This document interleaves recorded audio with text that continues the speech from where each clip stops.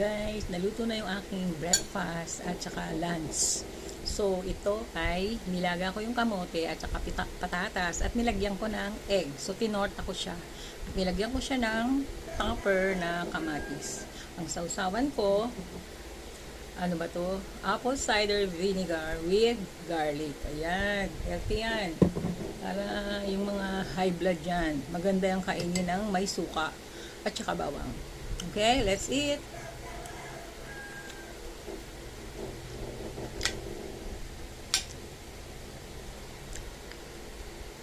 Hindi magugustuhan ng iba to, lalo na yung mahilig kumain ng masarap.